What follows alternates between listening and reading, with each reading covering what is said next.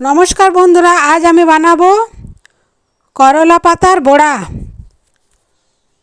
প্রথমে করলা পাতাগুলো তুলে নেব। এভাবে এক এক করে আমি কিছুগুলো পাতা তুলে নেব। এই যে পাতাগুলো তুলে নিলাম। এবার পাতাগুলো ধুয়ে ছোট ছোট করে টুকরো করে কেটে নিয়েছি। এই পাতাগুলোর মধ্যে আমি দিয়ে দেব 1 চামচ পরিমাণে চালের গুঁড়ো, 1 চামচ বেসন, একটা পেঁয়াজ কুচি করে রেখেছিলাম দিয়ে দিলাম, জিরে গুঁড়ো, জিরে ও লঙ্কা একসাথে আমি বেটে নিয়েছিলাম সেটা দিয়ে দিলাম, আদা বাটা, রসুন বাটা, নুন ও হলুদ দিয়ে মেখে নেব।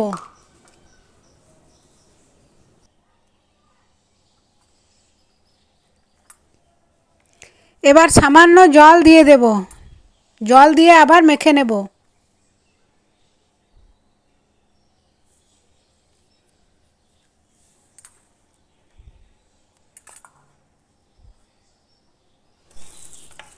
দেখুন মাখাটা হয়ে গেছে। এবার ছোট ছোট বড়ার আকারে বানিয়ে নেব। এভাবে সব বড়াগুলো এরকম করে বানিয়ে নেব, পাতলা পাতলা করে।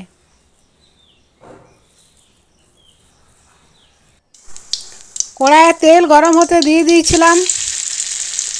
ওই তেলের মধ্যে বড়াগুলো এক এক করে দিয়ে দেব।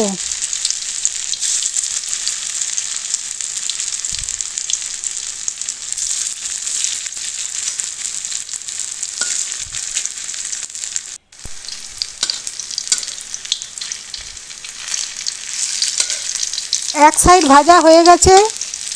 এবার বড়াগুলো সব উল্টে নেব।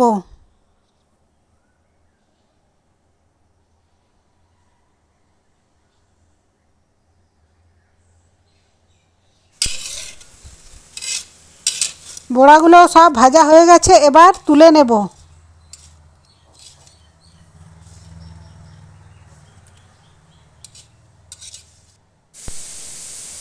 দেখুন